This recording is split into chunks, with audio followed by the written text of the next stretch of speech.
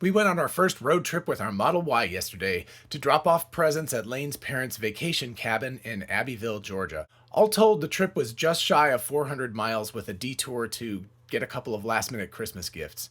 We had a lot of rain, good miles with enhanced navigate on autopilot, experience driving on dirt roads, our first supercharger charging experience, and a big dose of range anxiety. Let's talk about what we learned from trip number 1.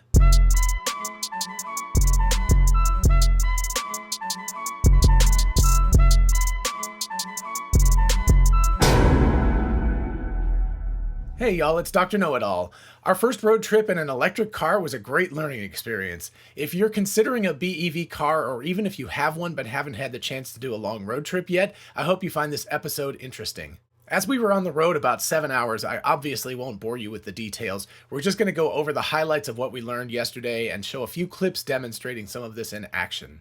So I want to break this review down into 4 categories plus a lessons learned at the end. Category 1, general feel and comfort for a long drive. In other words, how nice is the car? Category 2, automated driving with TAC and enhanced navigate on autopilot. Number 3, dirt roads and very off the beaten track roads. Number 4, range. First range anxiety moment. 15 whole miles between the supercharger and where we got. She's not happy. She's like, oh crap. And number 5, like I said, lessons learned. First, let's talk about general feel, comfort, drivability, and such for the car. I suppose given the price of the car, it should come as no surprise that it felt really good to drive, and it was super comfortable. The seats are a tad hard, but very comfortable. I expect they're going to kind of squish down over time. The seat warmers on a cold day, which it was yesterday, were extremely nice. They're so much better than any seat warmers I've ever had before, and I know that's like, most people are like, whatever, seat warmers, but it really makes a difference if they're done right, because you can leave these on and it's like really nice and comfortable on your back, and it's not so burning hot that you have to turn it off after a couple of minutes. As for climate control, really good. The graphical control over airflow is nice, especially since my wife doesn't really like things blowing in her face, so she could just adjust wherever it went like instantly without having to fiddle with knobs and things. Also, I found that the automatic temperature control works really well. Drivability. Well, as you expect, it's really good. The car is really solid on the road. There's no jiggly steering or wandering off the road or anything like that. On a straight road, if you just take your hands off the wheel, it'll keep going straight even with no driving mode engaged. Acceleration, of course, was really good. I had it on chill mode to conserve battery power, but it still picks up really nicely, and there was never anything even close to an issue with passing or having too little power at any point. Of course, this doesn't include the range anxiety thing I'll talk about later, but we'll put that aside. Next, as you might expect from my other videos, some of which are linked up here, the area I'm most interested in: traffic-assisted cruise control and enhanced navigate on autopilot.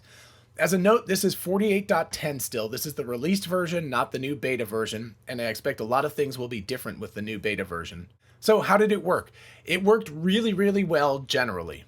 There were points where it failed in a pretty big way, but those were very specific, and I started to figure out ahead of time where they were going to occur.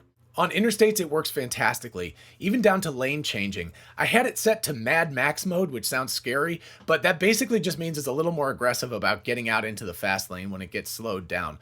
It works much better in heavier traffic. Basically, any of the other modes, if you're in heavy traffic, it'll just sit there forever, and it will never try to make a lane change. And of course, traffic is always heavy near Atlanta, even on a Sunday evening.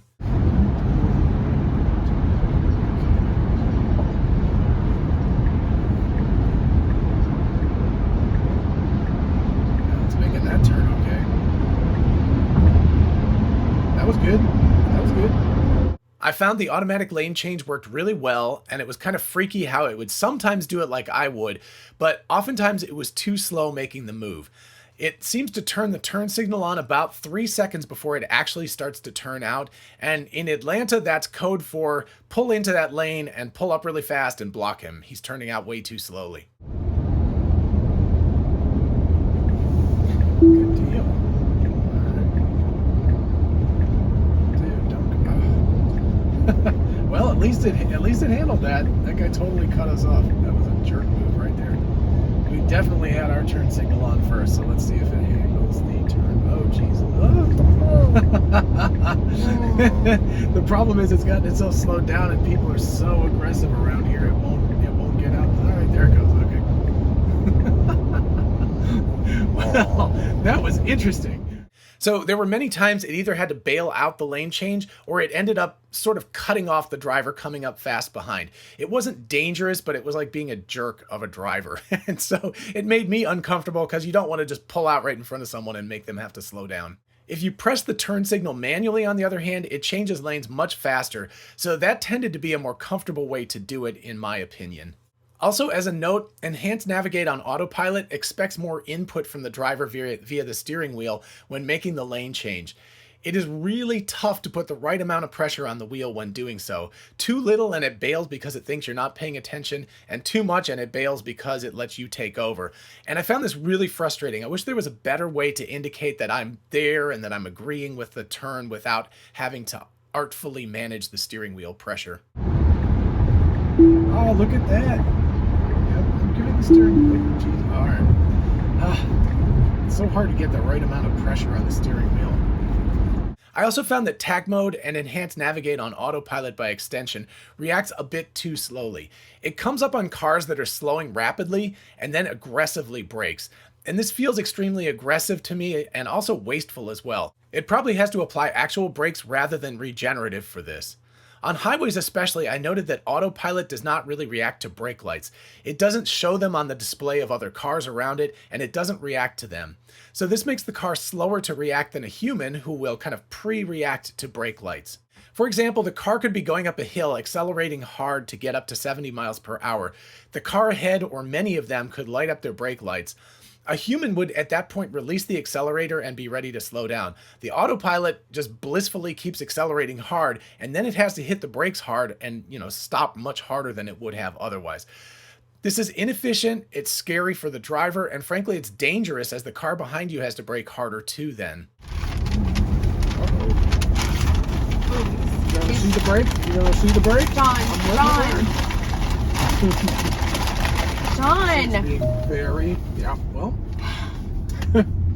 That's a fail, man. It should have stopped a long time before that. This for sure needs to be worked on and hopefully is in the beta version. I would suggest to Andre Carpathy and his team that brake lights should be trained on. There's a reason why we have them after all, and using them as a method of reacting sooner would give us drivers much more confidence in the automatic system. As for lane keeping, it works great on the interstate, on back highways that are well marked, and on well marked one-lane roads as well. And even in the city, really, too. It can fail, however, when roads are poorly marked at any point, and you have to be aware of this and ready to take over at an instant's notice.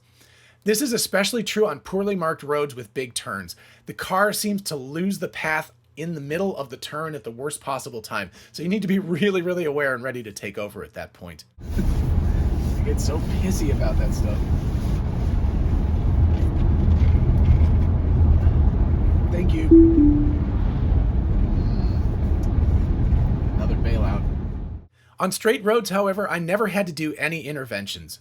Going through lights also takes a bit of learning. You have to press on the accelerator to get it to keep going, even when it identifies the light as green. This is kind of odd behavior, but you get used to it after a while. And of course, it'll be nice when I get the new version, as that won't be necessary anymore. Okay. And the TAC is still working, so it's slowing itself down automatically, so that's all good.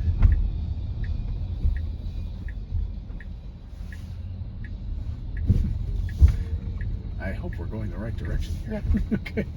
It's like, I'm not used to going to this destination, so. 5 here, okay.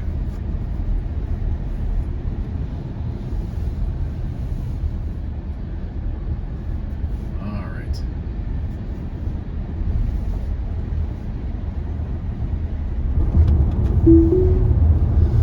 So the question is, did it make me less or more stressed using Enhanced Navigate on Autopilot? That really depended on traffic. In light traffic, it was lovely. Even on very back, very curvy, winding roads, it worked great. In heavy traffic, it stressed me out more because it was like having a student driver driving. You're like more stressed out than if you just drove yourself having a student driver in the car. But also, of course, I realized that there is a getting used to the car driving aspect.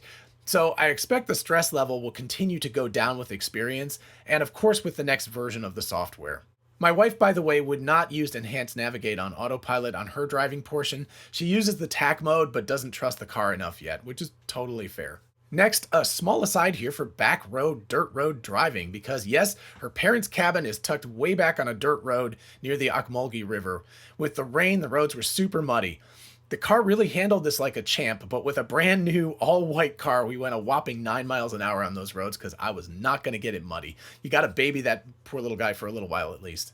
Even though the Model Y has it, we didn't have to use the off-road mode or the slip start mode or anything like that, even though it's available if things got bad. Of course, when we get our Cybertruck, you better believe I'll have a lot more fun trying the off-road settings. So what are we doing? Driving 8 miles an hour down this dirt road because we got the pretty white car and I don't want to get it all muddy. As a little FYI, with the very, very slow driving speed, the car got very little mud on it, which was nice. It still needs a bath today, but there's not much visible remaining after our drive home, especially considering all the rain we went through. In a moment, let's discuss our scary first encounter with range anxiety. But first, if you enjoy this video, definitely like it so that other people can find it because that's how YouTube's algorithm works. And by the way, we're getting super, super close to 10,000 subscribers. And if we do, I have a lovely gift to give someone. A lucky subscriber is going to win something I just can't imagine what it might be. And as always, a huge shout out to my patrons on Patreon. You guys are wonderful. It's been a lovely experience so far. Thank you so much for the support. And I have a new subscriber shout out today. We have 2 new subscribers, Mark Pickenheim and Sandy Campbell. Thank you both so much. I appreciate it. Welcome to joining the club. Also, a big thank you to Zenly Music for the intro and conclusion music. He's an amazing artist. Definitely check him out on Instagram or YouTube. And finally, if you're in the market for a new Tesla, definitely click our referral link. If you do that and you order a Tesla through it, you get 1,000 free supercharger miles, and so do we, which is cool. And now for the most fun part of our trip, range anxiety. So our trip was obviously a round trip out to Lane's parents' cabin and then back home again. I calculated the distance using Waze, and we needed to stop on the way home in Macon, Georgia at the supercharger station there. By the way, we charged the car to 100% and got 322 miles of range, which is only 1 mile less than the stated range, so that was cool. So Tesla's navigation system showed us that if we did a round trip, we'd be at negative 24% on reaching home. But it would not calculate the trip as a round trip, which turned out to be a real problem later. Due to heavy rain on the way down, range went down significantly below expectations, and from the cabin, the nearest supercharging station was the Macon one, and that was 70 miles back towards home again. By the time we got to the cabin, we only had 94 miles of range left. Yikes. So on leaving, we had about a 24 or so mile buffer. But again, it started to rain, though less heavily on the way back. So the car told us we had to reduce speed several times in order to make it, which of course caused anxiety and also made the trip last a good deal longer. With the reduced speed, we did make it with a whopping 12 miles to spare. To make a note, we did look on PlugShare and there were other places in Macon that we could have stopped at before the supercharging station. So if we had absolutely needed to, we could have bailed there.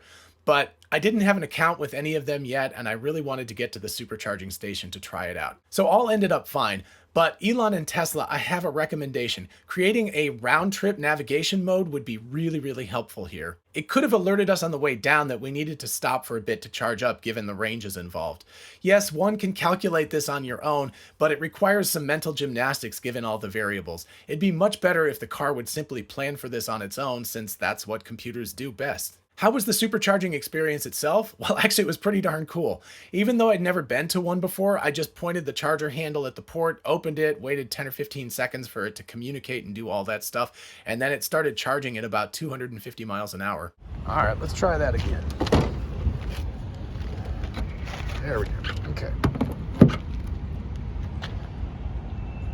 And it's doing something. Hopefully it'll turn green in a second here.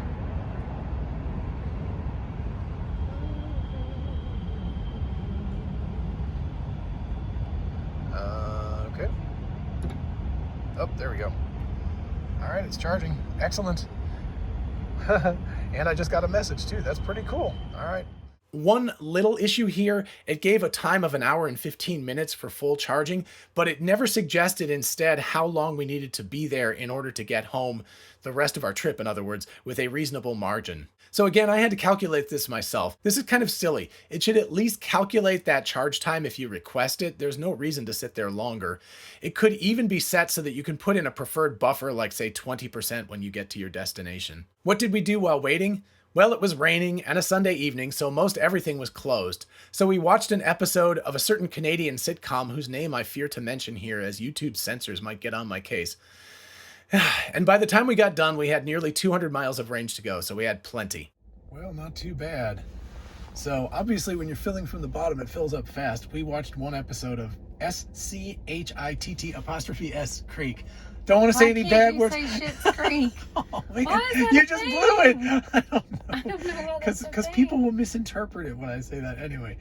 But it charged up to 173 miles, which is way enough for us to get home, which is cool. So that wasn't bad. I think, what is it, maybe 22 minutes? So it was about 20 minutes maybe for the charging. So pretty cool.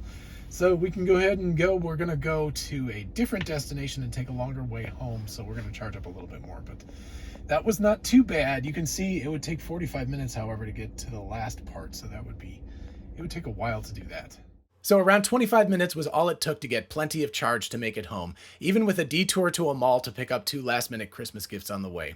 So overall, the experience was pretty good, except for the high stress on seeing our range versus distance start to come together on our way back home. So what lessons did we learn?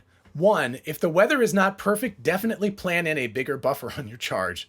2, charging was longer than gassing up, but with entertainment, it went by pretty quickly. You just have to reset your expectations a little bit.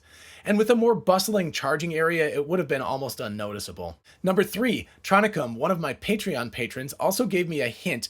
If you end up going to a non-Tesla charger on your way, you should set the destination to a supercharger station nearby, or at least a little further up the road, and then use your phone to navigate to the other charging place. Why? Because your car will preheat your battery if it thinks it's going to a supercharging station, but not for third-party ones. And this makes a really big difference in charge time, as the batteries have to be warmed up before they can charge at full capacity. I expect this makes the biggest difference now in the Northern Hemisphere when the weather is cold, probably less so when it's very hot outside, but it still could be really useful. Number 4, Enhanced Navigate on Autopilot works really well on interstate highways. Mad Max lane changing setting is hardly Mad Max, but it is almost aggressive enough to be useful in heavy traffic.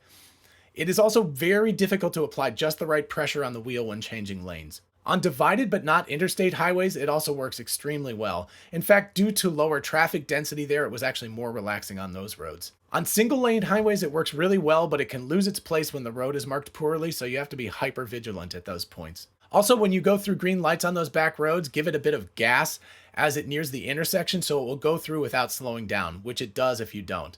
And this is true for TAC mode as well. And as expected, it works okay on city streets, but not as well as on other things. For the part of the drive I did, I used Enhanced Navigate on Autopilot for around 80% of the drive. This would have been higher, but I turned it off to TAC mode for part of the drive back to the supercharger station, as I'm pretty sure Enhanced Navigate on Autopilot uses a lot of battery power to run. I also started to identify when eNOA was likely to crap out, which is good. I could become more vigilant then and just be ready to take over. One suggestion to Andre Carpathy and company, pay attention to brake lights. The car reacts to speed changes of cars ahead, but that feels really late. It should react to the lights themselves at least a little bit. Number 5, the car is a lot of fun to drive. What can you say? Even when you drive it yourself, it feels like an arrow on the road. No jiggly random steering to keep it straight, it just points and goes. Number 6, the car is very comfortable for long trips. The heated seat is great and just the right setting to leave it on, and what a revelation that is. Also, the lumbar support is fantastic for long periods in the car. Overall, aside from our range mishap, it was an extremely smooth trip, and I would be happy to do it again, with a little side trip on the way down to add some miles. Okay, I hope you found this episode interesting and informative, and certainly if you're looking to purchase a Tesla or other battery-operated car, I hope you find it extremely useful, because these kinds of experience are things you can't really get until you go out and try it yourself. If you did find it useful, definitely hit the like button and subscribe for more of these. And also be sure to ask me questions in the comments or at my email address, which is DrKnowItAllKnows@gmail.com. Till next time, bye-bye.